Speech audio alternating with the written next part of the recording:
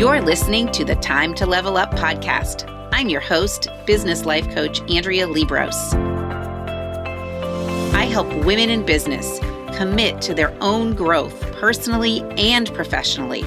Each week, I'll bring you strategies to help you think clearly, gain confidence, make your time productive, turn every obstacle into an opportunity, and finally overcome the overwhelm so that you can make money and manage life. Let's create a plan so you have a profitable business, successful career, and best of all, live with unapologetic ambition. Are you ready to drop the drama and figure out the how in order to reach your goals? You're in the right place. It's time to level up. Let's do this.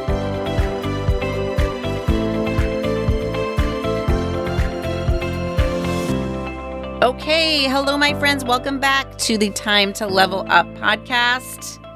If you're listening to this in real time, happy Thanksgiving.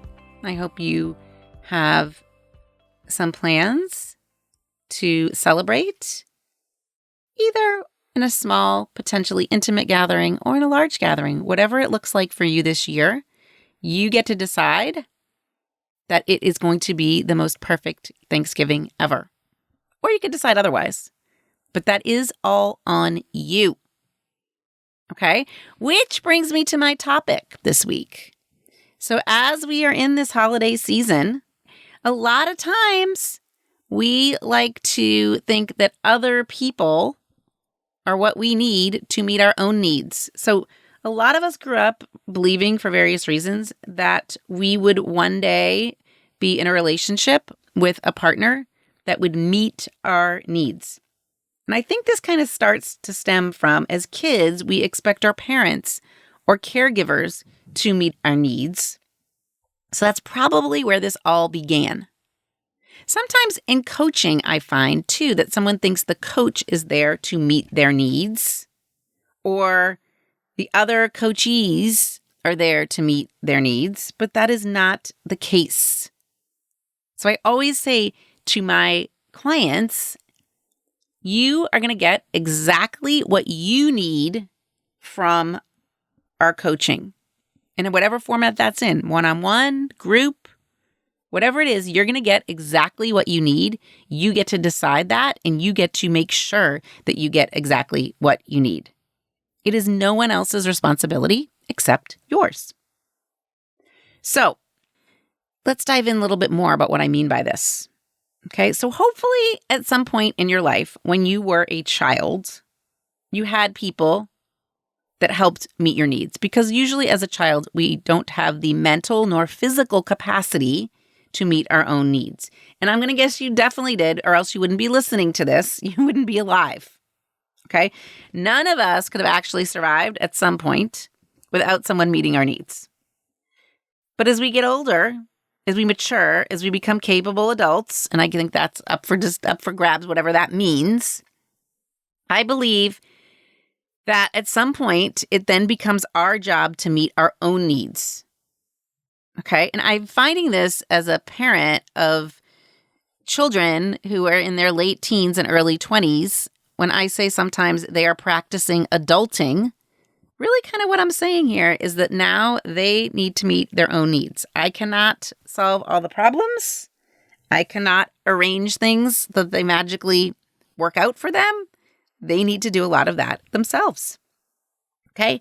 But the idea of someone else meeting our needs is often romanticized, and we're taught that you're going to meet the Prince Charming or the partner that's going to complete you and meet your needs for you. You also can think that your parent is there to always meet your needs. And I think all of these romanticized ideas are actually kind of toxic. And I see it creates so many problems in marriages and families and all kinds of relationships that I found the need to talk about it with you. And I think this time of year is an especially great time to talk about it. So I believe that our needs are, first of all, a gift that we are given as just being human. Okay? Our needs are a gift that we are given by the fact that we are human. We have all different kinds of needs. We have basic needs like survival needs, right? Those are the kinds of needs as babies that our parents fulfill. But then we have higher needs as we start to grow. We need connection. We need to be part of something bigger, which is why I think being part of a group coaching program, for example, is so important. If you have not listened to that episode, go listen to it. We have the higher need to feel like we're contributing. We need to feel like we're creating value. We need to be creative in general. That is a need. Okay? So these higher needs that we have, they really drive us toward having a better life. And we innately want to have a better life. We innately want to grow. I've talked about that in past podcasts too. Our desire to grow as humans intellectually is innate. Okay? It really drives us to become more of who we are, more of who we're capable of being. So that is sometimes why I always believe that my clients are capable of so much more than they're currently doing. Okay? This higher need that we have to contribute, to grow, to create value, to contribute, it really helps us contribute to the world. And by contributing to the world, we're helping others and we're fulfilling our own needs. So when someone says, I want to do something that I'm passionate about, what they're really saying is, I want to feel good about contributing to the world. That is a higher need of mine. We all have the same basic needs, but our higher needs are all different, and they vary from person to person. Some people have a need to be more social than others. They crave more connection. Some people have a higher material need. They desire a certain amount of stuff. And our needs can change too as we mature and grow. But I want to note that what I'm talking about here are not our love languages. Okay. Now, I believe we can meet all of our higher needs on our own. We don't need someone else to know that language to help meet it. Okay. We don't have to rely on anyone else. You can live your best life just by relying on you. You can do amazing things in this world just by relying on you. It can actually be kind of fun. But I want to address why we think other people should meet our needs. Romantic partners, parents, even bosses. Okay? We think that they all should be providing us with potentially enough growth opportunities if we're talking about a boss.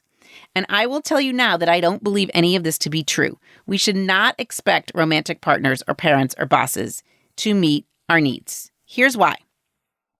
If I said to my husband, hey, Rob, I need to feel appreciated, because I know that words of affirmation are my love language. Can you tell me how great dinner was tonight, or how much you appreciated me dropping off your car at the dealership for service? Now, he might actually do this. He might actually give me those words of affirmation. But from my experience, most likely this will not last in the long term because it was not his idea. It's not coming from his higher need to express appreciation and connect with me in that way. It's coming from me trying to get him to meet my need. It's kind of like he's pretending. And if you actually notice, sometimes if you're in a relationship with someone that knows you pretty well, they may kind of be mocking, and they might really say these words in a kind of mocking or pretending way. And even if he does say them, even if he really does appreciate what I did for him, if this is not the type of thing that he would do without being asked, then he's only doing it because I asked him, not because it is filling a need of his. And if I know that that's really not him, it's really not something he usually does, then I am really deceiving myself. I am tricking myself into thinking he really does appreciate me because he's pretending he does. No one I meet wants to keep pretending. Okay, there's going to come a point where even if he does keep pretending, I'm going to think he's doing it wrong or not enough or with the right tone. And I will still be unhappy. Isn't that ironic? It's going to create more unhappiness And if I tell him he's doing it wrong, it's even going to create more unhappiness. And if he tells me, well, I'm trying to do it right. I didn't mean to do it wrong. I'm just trying to do what you wanted. Again, it's all going to be creating unhappiness. And then we can start to sense some insincerity. And the truth, my friends, is that I can only feel appreciated from my own thoughts. Nothing he says or texts me or any action he takes can make me feel appreciated. The easiest way for me to feel appreciated is to just decide. I'm doing a great job. Keep it up, Andrea. You matter. You're important.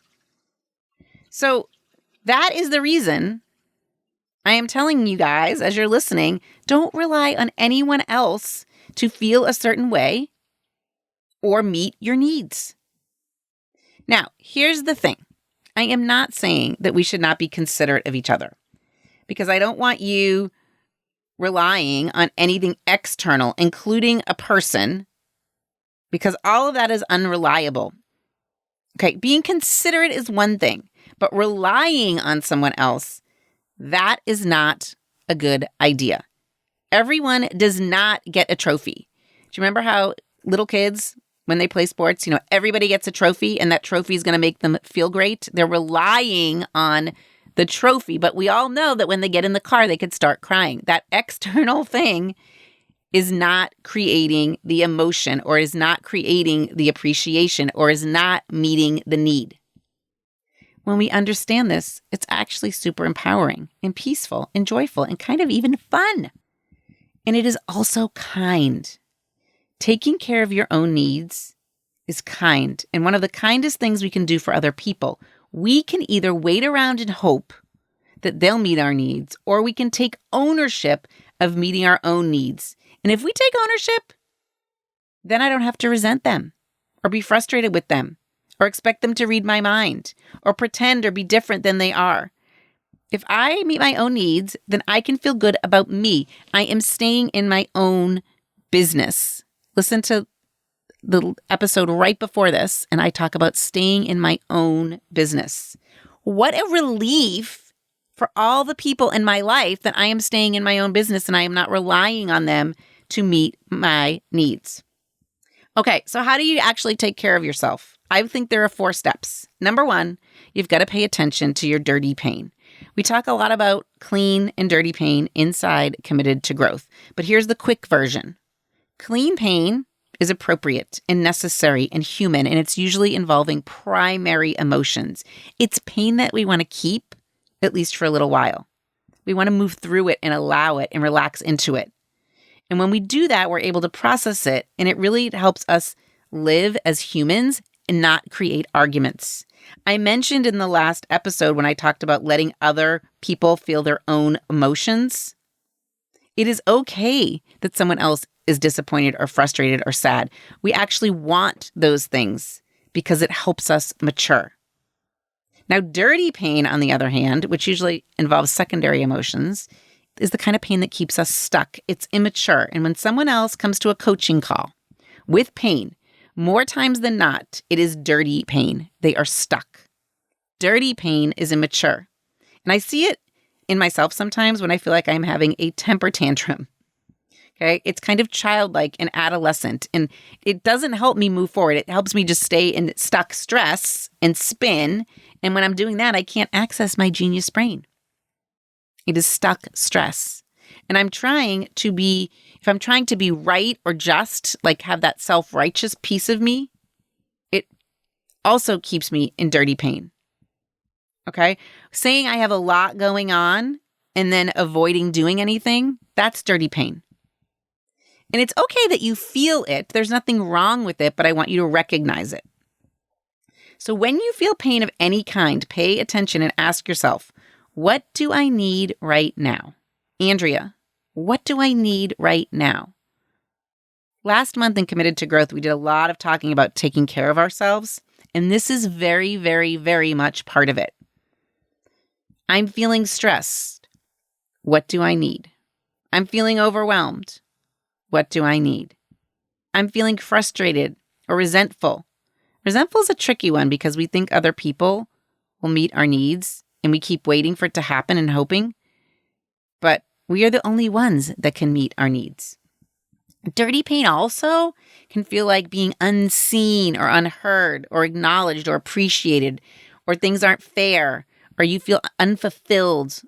You have no curiosity. This is all an indicator that you have a need.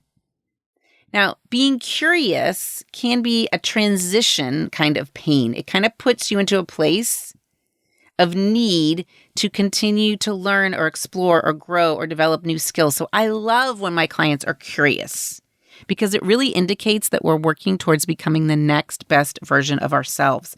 And that is a place that all of my clients are in when they decide, yes, let's do this.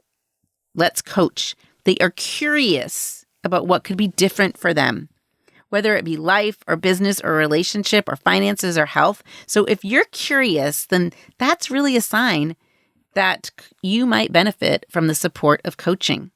It might be time to get off the sidelines and start doing the work worth doing. So pay attention to that curiosity. So number one was pay attention to what kind of pain you're experiencing, especially know if it is dirty pain. Now, number two of meeting your own needs is welcoming the knowing.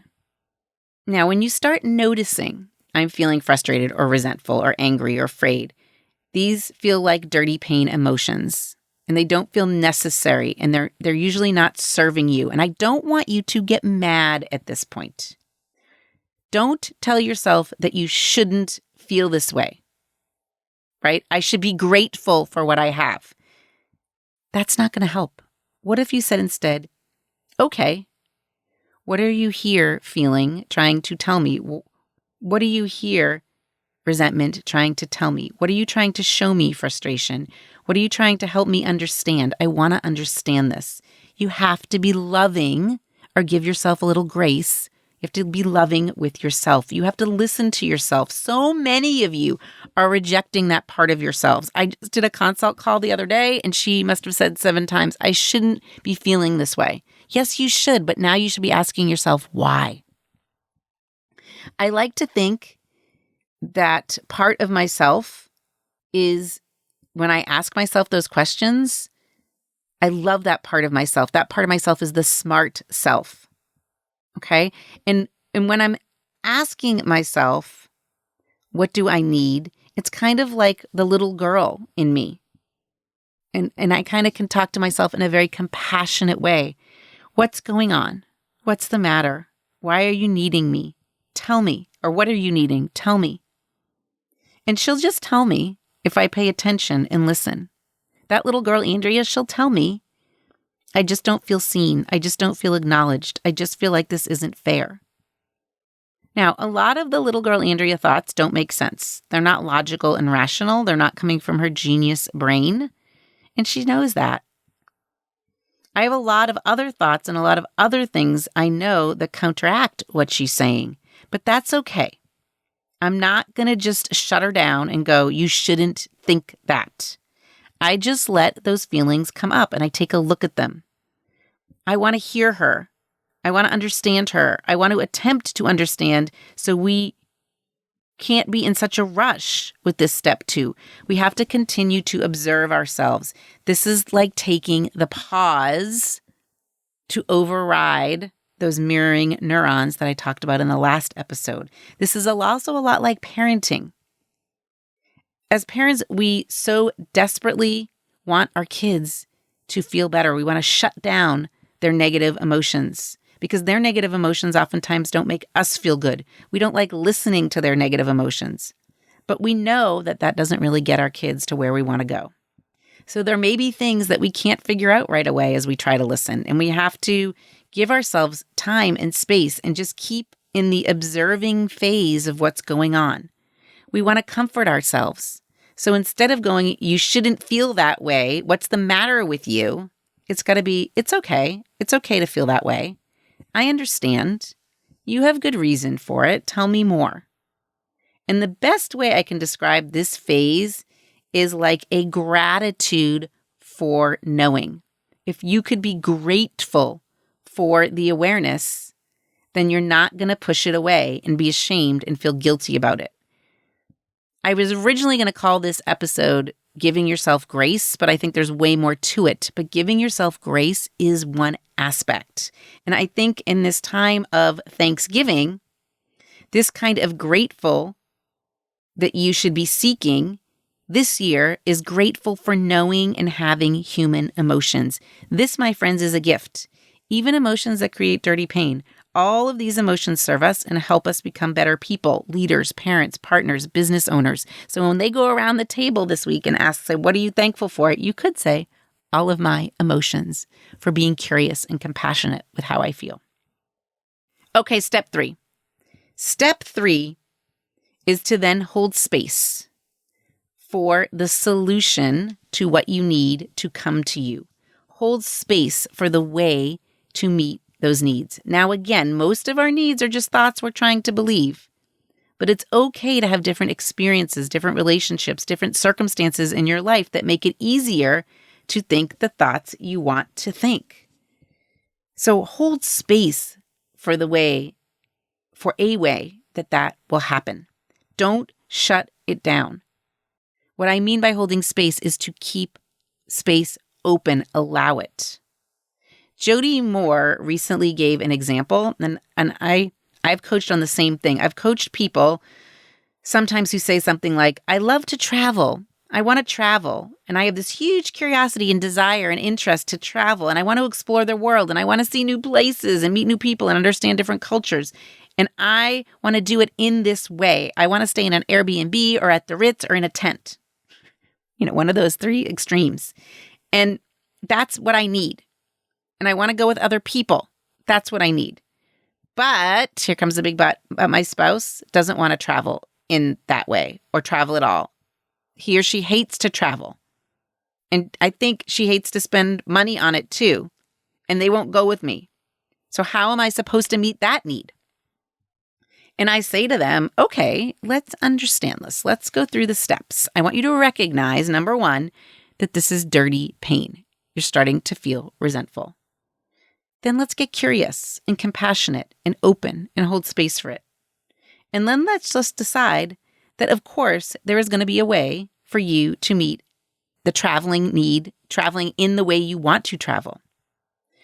And it doesn't mean that if you meet this need that you're disrespecting of your partner.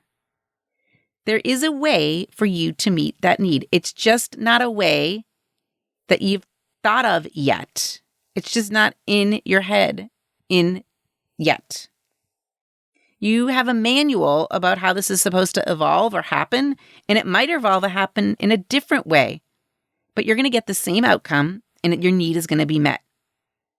And as I'm not saying here just settle for second best, I mean the way is going to be better, even better than the way you originally thought you were going to meet that need.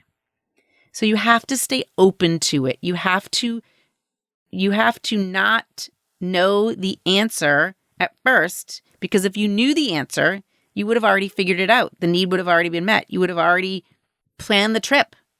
So you need to stay open to it.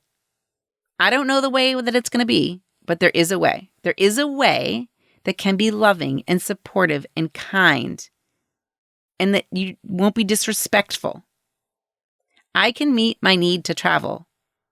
I wonder what that way is going to be. Just allow it to come. Yes, I want you to seek it, but don't seek it with rushed impatience. A lot of times we seek things with rushed impatience. You have to seek it with patience and faith and trust, and allowing it might take a little time, and that's okay. A lot of times when people start to engage in coaching, they have this rushed impatience. I see this all the time. And then I have to remind them, how long have you been at this? Oh, a month? 2 months? 6 months? You need to take time. The other thing here with step 3 of holding space for the solution to come is it is okay to ask other people for things. It is okay to keep asking your husband, hey, I would love to travel. If you ever change your mind, let me know, because I'm going to plan a trip and I'm going to go with somebody. I don't know who yet. Maybe it'll be my sister or a friend or somebody like that. But if you decide to come, let me know. It is okay to continue to make requests of people, but what I don't want you to do is to hand over your emotions to that other person so that you are depending on them to meet your need. That's the mistake we make when we're expecting other people to meet our needs.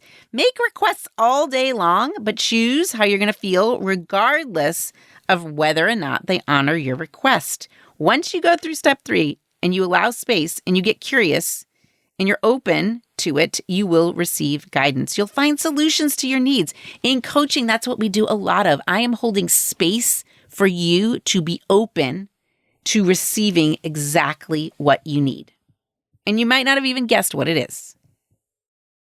So one might be doing what are the 3 things that you definitely want to happen on this trip process as a way to meet a need.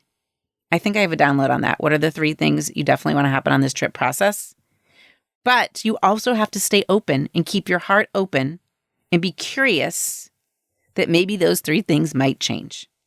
And be open to it instead of feeling pain if things don't go exactly as you want them to go. I am telling you, I've experienced this over and over and over again.